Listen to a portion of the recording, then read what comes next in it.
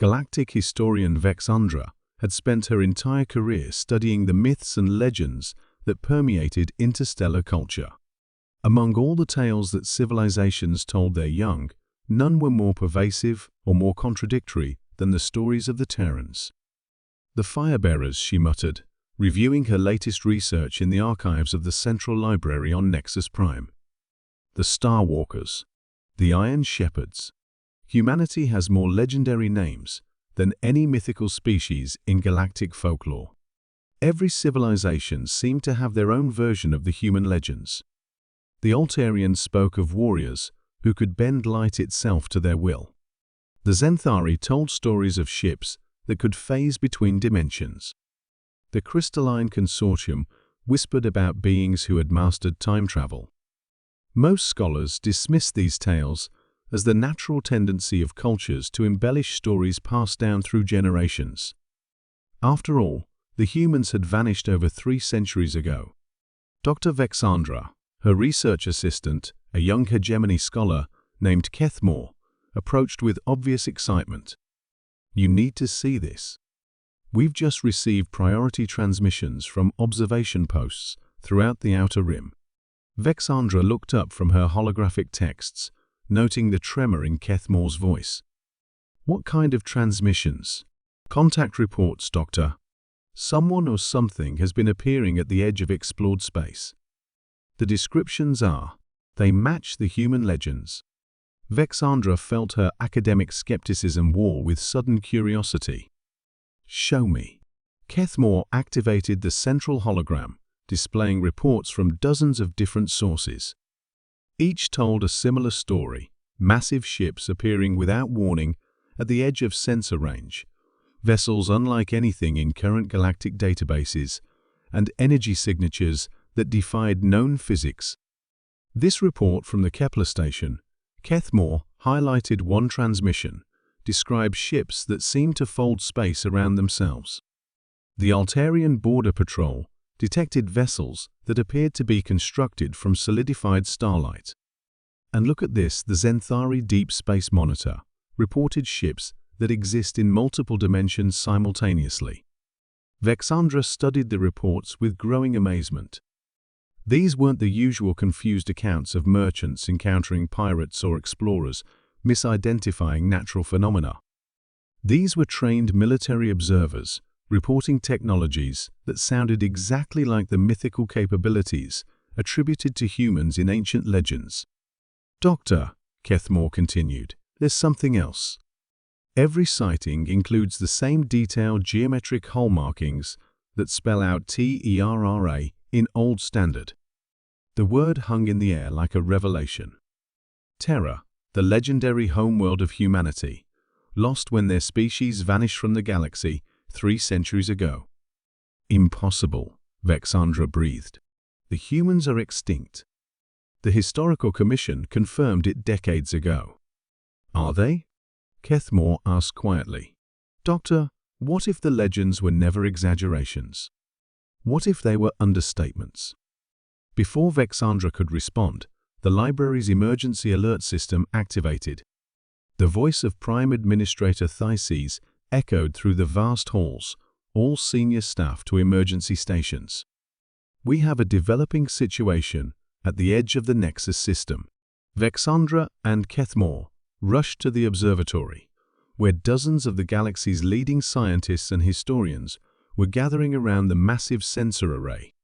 The central display showed long-range scans of the system's outer reaches, and what they revealed defied belief. A fleet was emerging from hyperspace, not dozens of ships, but thousands. Each vessel was enormous, easily dwarfing the largest dreadnoughts in any galactic navy. Their hulls seemed to shift and flow like liquid metal, and they moved through space with a grace that suggested technologies far beyond current understanding. "The energy readings are impossible," whispered Dr. Carntel, the consortium's leading physicist. "These ships are generating power equivalent to small stars, and their propulsion systems. They're not using any known form of faster-than-light travel." Vexandra stared at the fleet in awe. The legend spoke of human ships that could cross the galaxy in heartbeats, vessels that drew power from the fundamental forces of reality itself. She had always assumed these were poetic exaggerations. "They're hailing us," announced the communications officer. "Transmission incoming on all frequencies." The main screen shifted, revealing the bridge of one of the impossible vessels. At its center stood a figure that made Vexandra's breath catch unmistakably human, but somehow more than the historical records suggested. The woman's eyes held depths that spoke of centuries of experience, and the air around her seemed to shimmer with barely contained energy. "Greetings to the civilizations of the local group," the human said, her voice carrying harmonics that resonated strangely through the speaker systems. "I am Admiral Vasquez of the Terran Ascendancy. We have returned." The simple statement sent shockwaves through the assembled scientists.